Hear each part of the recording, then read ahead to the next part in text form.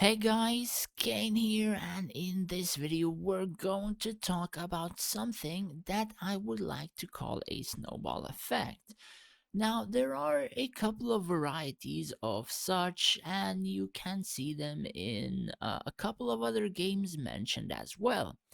And quite a few of them have some sort of different meanings. So, in the version of games like these, like Art of Conquest or other games, it's mainly based on acquiring something to then using it to actually get more stuff, which is kind of possible in this game as well. It really depends how you play the game and how you manage your resources or the resources that you get or may be able to get. So, we're going to start with a couple of examples. So, for instance, whenever you start out, let's say in the game, like the first couple of weeks, let's more or less talk about like the energy potions, right? So a lot of players don't have a lot of energy potions, and there's like a lot of leaders telling you to just throw away your energy potions everywhere, and those people are not even giving up their own, but they're asking others to do it. So for example, if you, the person, would actually be throwing these away, you literally just throw away any of your chances to win one of the more important events in terms of like the honor event or the city clash. Now, unfortunately, it's not in the event tab. However, I still have the system message where you can see that I have won the city clash. I won the equipment box, the amount of boxes, and also the amount of Lenari. So basically, in this event, you have to destroy cities or the wall health, and in a honor event, you would have to do something the same, but there are also other things which I have covered in a previous video or a video some weeks ago. So basically, in these events, you would require quite a lot of energy potions. I think each event would require at least like 100 to 200 energy potions, depending on a lot of things. And in new servers, probably even more than 200. So, efficiency may start from even as little as that. The thing is, you have to plan most of your stuff quite efficiently, even if you're not spending money in the game or spending very little. Now, there is a person who played with me called Insanity, and she played like quite a while ago. This person, I do believe, hasn't spent quite a lot of money or any money at all on the game. If this person spent, it would probably be the patron for $5. Now, this person was extremely lucky and also very competitive in events. And I think at one point in the Golden Game Board, she managed to get like five true prisms and freaking five. Like, I got two or three in two Golden Game Boards, and she managed to get five in one. Like, her luck was insane. And, probably just because of her name. The thing is, this person even as like free to play or like very very small spender, she knew how to play majority of the events in the game. Now I think she had some experience from playing the game previously, or she watched videos on YouTube, or she asked other people how to play the variety of these events, and she actually performed well. She was in Kingdom top threes very often. She was in Realm top threes very often and stuff like that. And her Lunari generation was rather quite huge. And because her Lunari generation was quite huge, she managed to pull those golden game boards or those lucky dices in that one particular golden game board, and she got five true prisms. Now, if she didn't play those events, if she didn't get that Linari, she wouldn't have gotten those five true prisms. So basically, she had some sort of a snowball effect from playing so many events, getting so much Lunari, and actually spending it, to then get something which overpowered her account, that it made majority of these events a lot easier than they were before. So that is a second example. Another example would be in the earlier, let's say, realms, probably like a couple of months old or a month old or something like that. You're starting to get events like, let's say, Pinnacle, like Kingdom Guardian, and stuff like that. And you open up the tab in the world and you see that a lot of people are stuck at like 62, 65, like 75, and so on. And then you don't see anyone clearing up until 810, like these guys. Now, that would be quite a huge bummer because you are able to get quite a lot of rewards, like just for passing these stages or just one person passing them. Like, as you can see, this is a reward for all of your guild. Now, how can you actually pass this event above other players? Now, this pinnacle in particular, you can easily pass with a particular hero named Valerie. Now, you don't really require an insanely decked out Valerie, but without the Valerie being insanely decked out, you are highly unlikely going to completely finish it.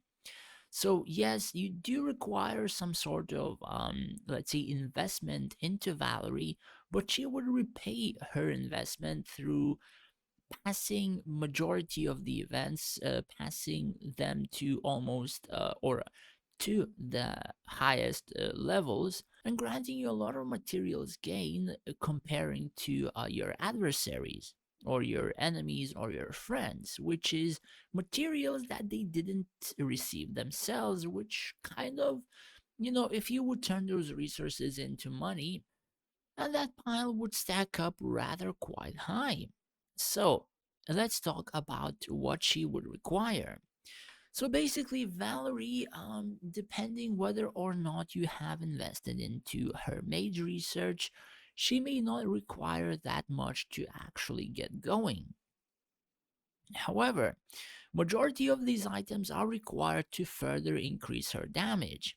So for example, the weapon increases damage from fire abilities. So fire abilities is the Lotus Fire, as you can see, the burning damage, and the fire ability is the burning, which deals burning damage per second and also reduces some magic resistance. So it affects these two. And sputtering, of course, doesn't do, let's say, fire damage, but she splits her normal fire attacks. So, going on to the trinkets, it increases two of her skills to level 10, or rather one of the skill in the version of Fire Dance to level 4 and the Crackling Flames to level 10. Now, the other three items or equipment is the Dragon Set for the 99% damage immunity for 5 seconds when health drops below 10%. This is very crucial to make sure she survives whenever the enemy may randomly just target her, or the archers, or a random arrow, or a random, I don't know, enemy Valerie like sputtering effect would reach her, that she wouldn't die in an instant.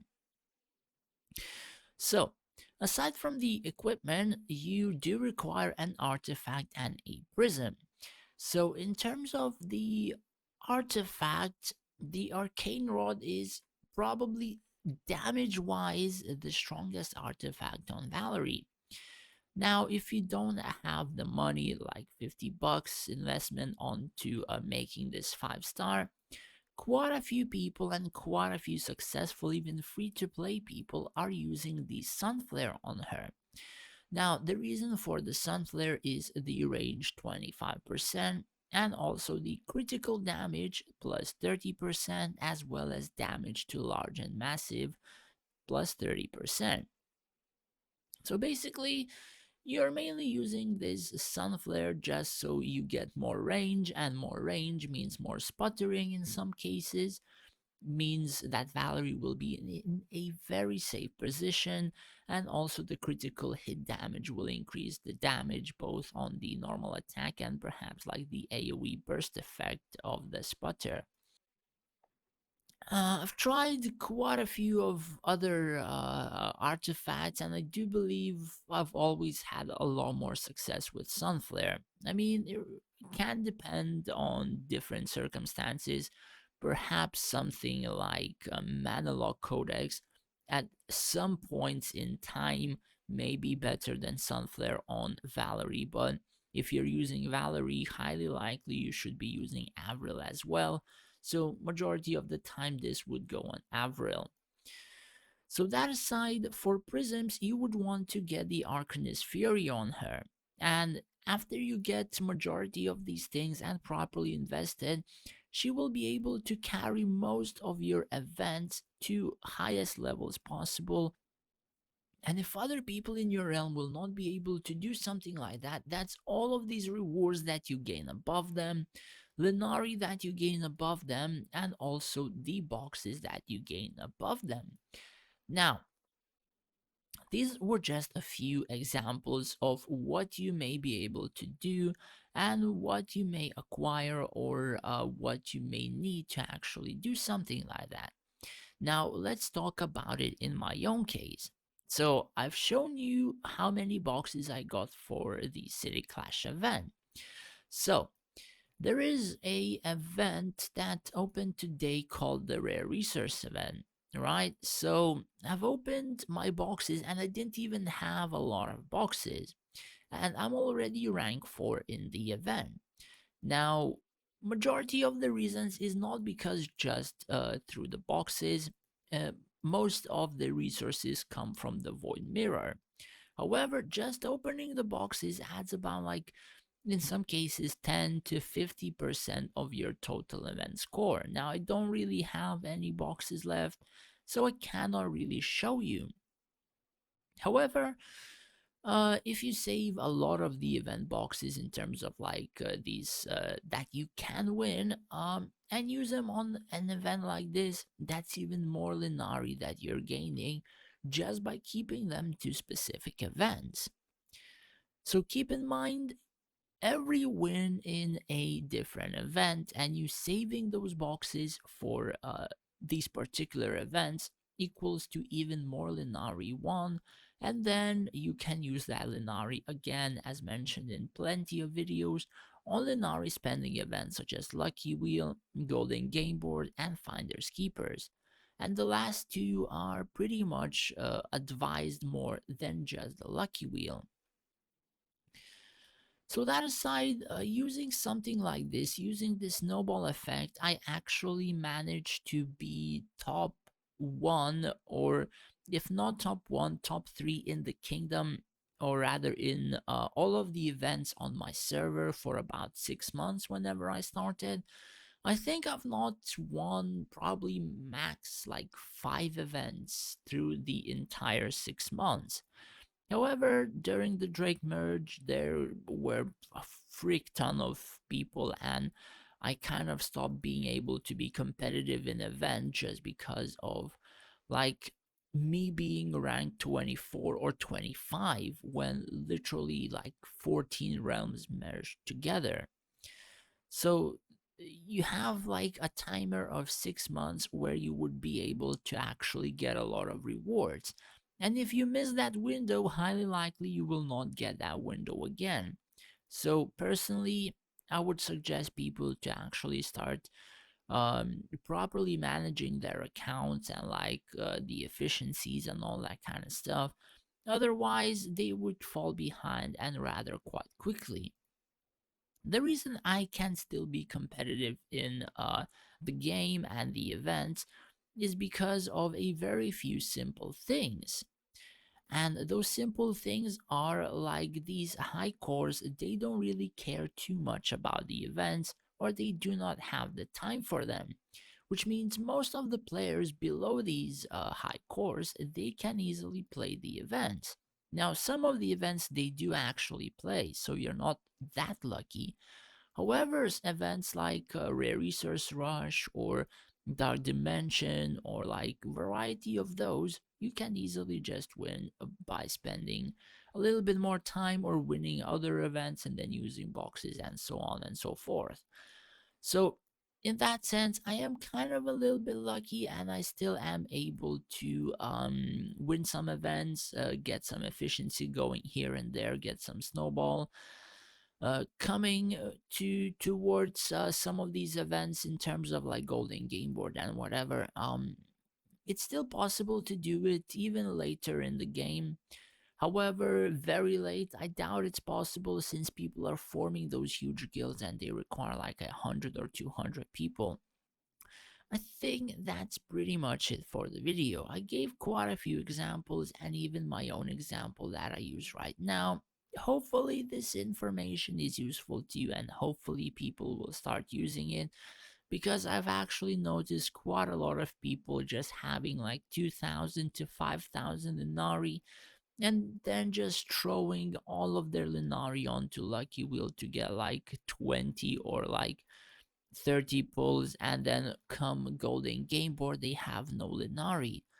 Instead of saving all of that Linari towards like 23,000 and actually managing to get either a guaranteed True Prism with chances for others, or like a Dragon ability, which adds like a lot of snowball potential in terms of PvP or PvE.